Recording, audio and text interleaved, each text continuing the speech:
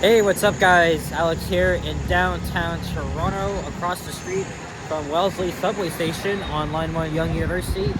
And as always, we are continuing a series of videos where we explore one of our most appealing subway stations. I cannot think of another word to describe them. But yes, we're here in the somewhat north end of downtown Toronto, right next to the gay village, which is right over there. It's home to the LGBTQ plus community, and that's the main entrance. However, we're not gonna go in through there. I'm gonna work my way around to the other side of the station, going through one of the fairly new entrances, just because it's pretty busy here, and plus there's a little bit of history behind the secondary entrances. But this is the entrance on Wellesley Street, just a block, not even a block, just east of Yonge Street, which is over there. And this station, of course, opened in 1954 in the original Yonge Street subway. And the bus terminal, which is in here, it used to be in the open air. But then in the 1970s, a parking garage was built right on top of the station, fully enclosing the bus terminal and blocking out natural light. In fact, now it is snowing, which we didn't even expect. So I'm going to walk a block north to Dundonald Street and show you guys the secondary entrance. And that is where we will enter the subway station through. So I'm going to walk up Yonge Street probably for about 30 seconds. And then we'll get it inside the station. It's pretty busy here anyway. And there's already a couple of people around here probably doing some sort of freaking drugs. So I know it's just at the Tim Hortons. There's druggies right outside the entrance. So this is the only bus route that serves the station, the 94 Wellesley. This is a moderately busy subway station. And with the rapid development around the gay village, the station was pretty much expanded. And it was in 2011 when they tendered plans for a second exit. However, construction did not begin until around 2014. And then by 2017, much of it was largely complete. However, there were multiple delays, especially with some brand new developments that were just about completed. And they actually have, there's actually two different developments that have an entrance each to the station. However, one of which is still not open to this day, right? Today is Saturday, March 21st, 2026. And there's the one entrance that's still not open yet. But the one on this side here, on the south side of Dundonald Street, is open. But it just took a while for them to get it open. And it wasn't until 2020 when it did. It's interesting too, because I was reading on the Transit Toronto blog that this entrance here was literally built into this new development, and people started moving in here in around 2018, 2019. And for some odd reason, it has been locked to the public for years. And this makes no sense whatsoever. Look, there's still some construction items in here. So to me, it's like they spent so much money on building this. Like, why the hell didn't they just open it when the that exits? Oh, it's over there. I forgot.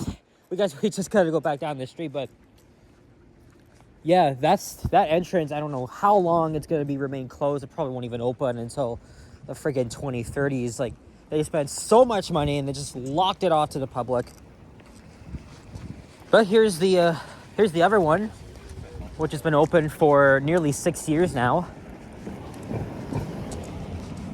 When they opened this entrance around 2020, was also when they added elevators to the station. So right here. Well, there's even a laneway I could have taken. This serves there's a residential neighborhood here, still part of the gay village. Downtown is, of course, walkable. But yeah, let's hop inside.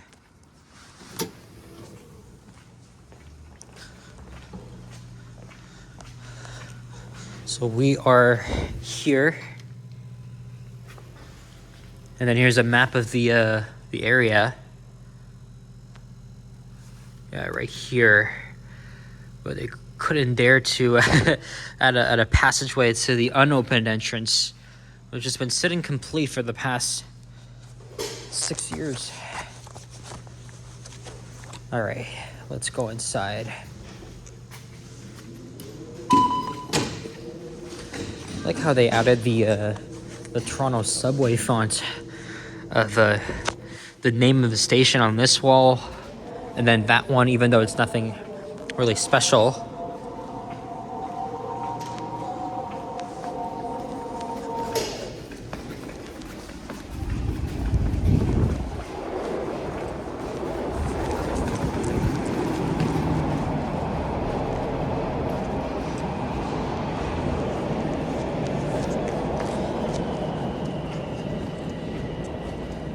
So let's check out the southbound platform before we head up to the main exits and the bus bays. And here's the construction hoarding that's blocking the passageway to the unopened entrance. So to me, it's like, what the hell was the point? So much money's been wasted on this thing. It's still not even open.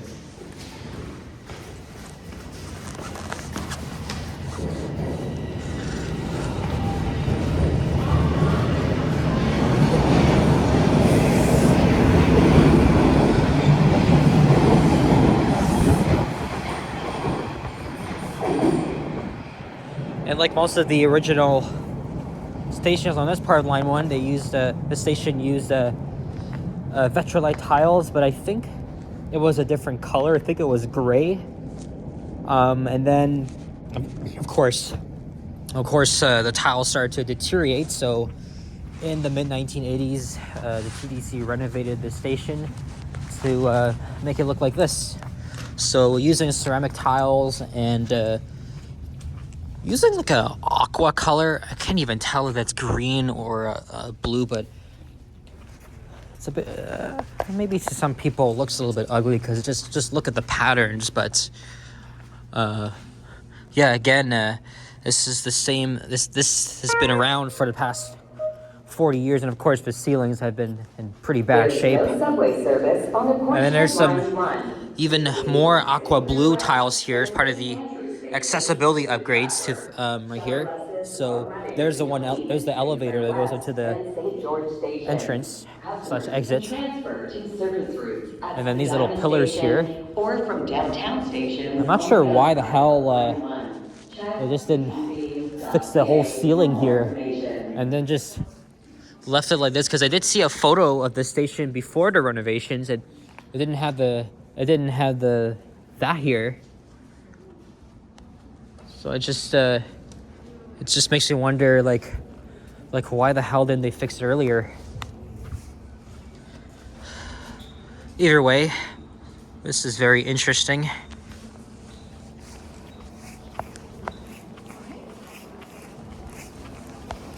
All right.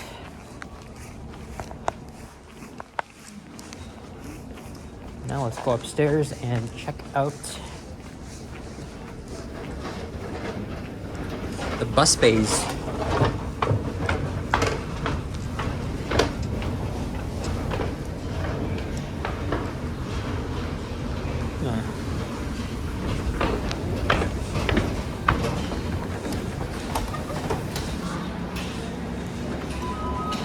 There's a Gateway newsstands here. Well, it was. No surprise. This one's been long gone, probably since COVID.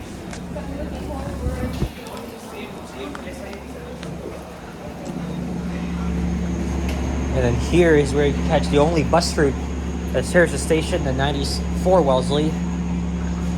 This bus is going to Castle Frank Station. Then at the other side is where you can catch the westbound bus to Oslington Station. This elevator here is pretty much blocking our path to get to the other side, but looks like there's some ventilation over there.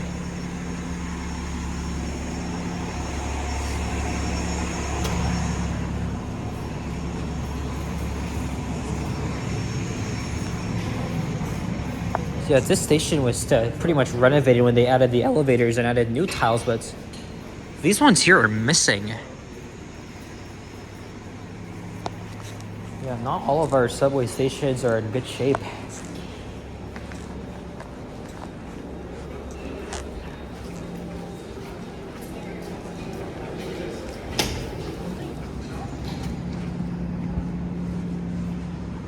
Yeah, so this parking garage was built over the bus terminal in the 1970s. So like I just said, this used to be outside. Really crazy, eh? All right, I'm gonna head home. So I gotta go to the northbound platform, and since the elevator's here, let's take it down to the platform. It looks like I just missed a northbound train. Look at all these people coming upstairs. And unfortunately, I think I just saw one druggie inside the station. Looks like he had a cigarette in his mouth. I'm not even sure why the TTC wouldn't do anything about this bullshit. It's been more common around the subway system. It's just sad. This is why I'm not really doing the stations in downtown, just because they're very busy and, you know, just there's just many reasons.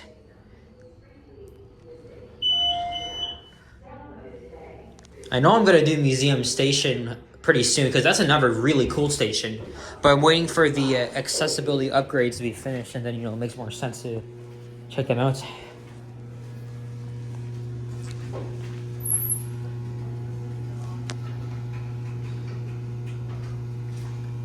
Okay.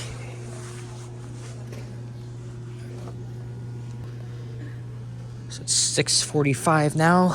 Next train arrives in 3 minutes. I'm gonna wait around here because I'm gonna take the train to Eglinton Station, and then I'll transfer to line 5 and just go from there. So again, one more look here at the station's tiles. Oh, by the way, I've been actually looking at I think it's the station fixation website. This guy has visited almost every station, included photographs of it, picturing every detail, architectural detail of the station. And he's even added historical photos. So I don't know why I haven't been leaving links to his amazing pages. But I'll have to do that for this one, because I guess he does it way better than me. And mind you, most of the photos are over a decade old. So it actually really goes to show what the station looked like back then and what has really changed. So it's just for all of the stations too. So that's something I'll have to do when I get home, is add the links to that. I think it really documents the history of the station very well, and the architecture. It probably even discusses the stuff that I even miss or I don't really pay attention to, because, you know, these videos are not perfect. So anyway, I've been going around for a while, so gotta end this one now. So thanks for watching. I'll see you guys all in the next one. Take care and peace out. Bye bye.